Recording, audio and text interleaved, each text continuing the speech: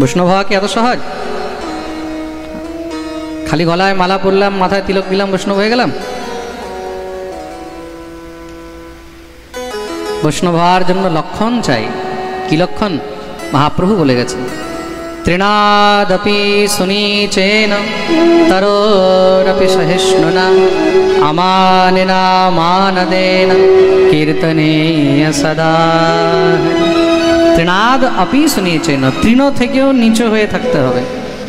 তৃণাদ আপিসু নিচেন, তৃণ থেকেও ছোট হয়ে থাকতে হবে। এত অভিমান কিসের? আমি বড়, আমাদের বড়, আমাদের আমার আমার। ওরে বাবা, দক্ষ প্রজাপতি ছিল না, খুব আমি আমি, খুব আমার আমার করতো। তাই জন্য মাথা কেটে ছাগলের মাথা লাগিয়ে দিয়েছে মহাদেব। কেন? बहुत मैं मैं करता है, तो जो ज्यादा मैं मैं करता है उसको बकरा बनना पड़ता है। प्रेम से बोलो, তৃণাদ আপি সুনীচেন, তৃণ থেকেও নিচু হয়ে থাকে। এটা হলো বৈষ্ণবের লক্ষণ।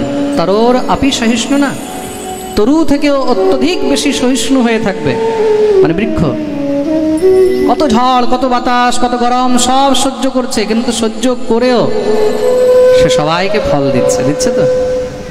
বৃক্ষ ঝড়, বৃষ্টি, রোদ, তাপ, শীত সব সহ্য করছে, সহ্য করেও সে কি করছে? আমাদেরকে ফল দিচ্ছে।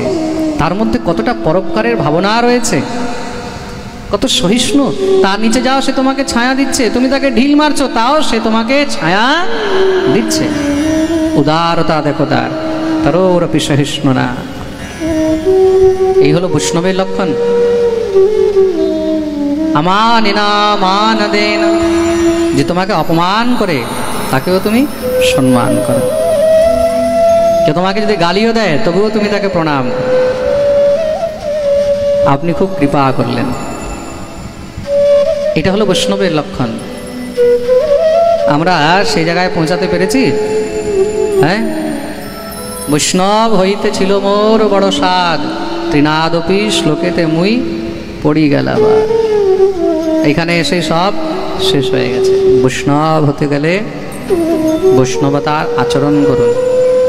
বৈষ্ণবতা উপর থেকে দেখাবার বস্তু নয়, বৈষ্ণবতা অন্তর থেকে আচরণের বস্তু। মহাপ্রভুর শিক্ষাগুলোকে গ্রহণ করুন, ষড়গোস্বামীর সেবা পদ্ধতি, তাদের আচরণগুলোকে অনুকরণ করুন। তখন গিয়ে বৈষ্ণবতার কিঞ্চিত যদি কোনো লেশ ভিতরে প্রবেশ করতে পারে। প্রেম সে বলো, নিজেকে শ্রেষ্ঠ বলার এই অভিমান ত্যাগ করুন। আমার ঘর শ্রেষ্ঠ, আমার পরিবার শ্রেষ্ঠ, আমার অর্গানাইজেশন শ্রেষ্ঠ, এসব পরিত্যাগ করুন। এগুলো বৈষ্ণবতা নয়।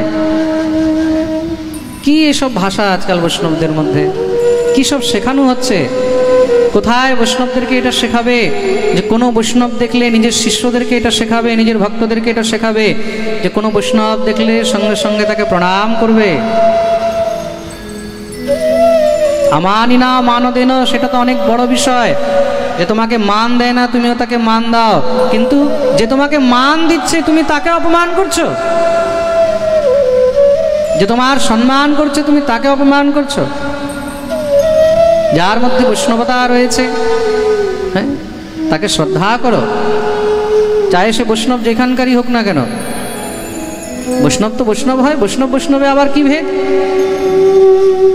তুলসী মালায়া যুক্ত বৈষ্ণব বিষ্ণু ভক্তিমান, যার গলায় তুলসীর মালা রয়েছে, মাথায় ঊর্ধ্বপুণ্ড তিলক রয়েছে, যে ভগবত সেবা করে নিজের জীবন নির্বাহ করে, সে সব বৈষ্ণব। তো বৈষ্ণব বৈষ্ণবের মধ্যে কিসের ভেদ? নবদ্বীপের বৈষ্ণব বেশি বড়, বৃন্দাবনের বৈষ্ণব আরো বেশি বড় নাকি? আর মুর্শিদাবাদের বৈষ্ণব ছোট নাকি? বহরমপুরের বৈষ্ণব বেশি বড়, বেলডাঙ্গার বেশি ছোট? না বেলডাঙ্গার বেশি বড়, বহরমপুরের ছোট? এরকম কোনো সিদ্ধান্ত আছে? কখনোই নয়। বৈষ্ণব যেখানকারই হোক, সে বাঁকুড়ার হোক, পুরুলিয়ার হোক, সে চাহে দক্ষিণ ভারতের হোক, চাহে পূর্ব ভারতের হোক, চাহে হিমালয়ের হোক, চাহে তোমার ঘরের পাশের প্রতিবেশী হোক, বৈষ্ণব বৈষ্ণবের মধ্যে কোনো ভেদ নেই। আমাদের শ্রী গুরুদেব খুব সুন্দর একটি কথা বলেন, তুলসী পাতা কখনো ছোট বড় হয় না, কখনো দেখেছো তুলসী পাতা যেটা বড় তার মাহাত্ম্য বেশি, ছোটটার মাহাত্ম্য কম? এরকম হয়? তুলসী পত্রের মধ্যে কোনো ভেদ হয় না, চাहे ছোট হোক বড় হোক, তাদের মাহাত্ম্য মহিমা একই। প্রেম সে বলো। বৈষ্ণবদের মধ্যে এই ভেদ বিভেদ এগুলো বহুত খারাপ জিনিস। আর যারা বৈষ্ণবদের মধ্যে ভেদ বিভেদ শেখায় দেখায় তাদের থেকে সাবধান থাকো।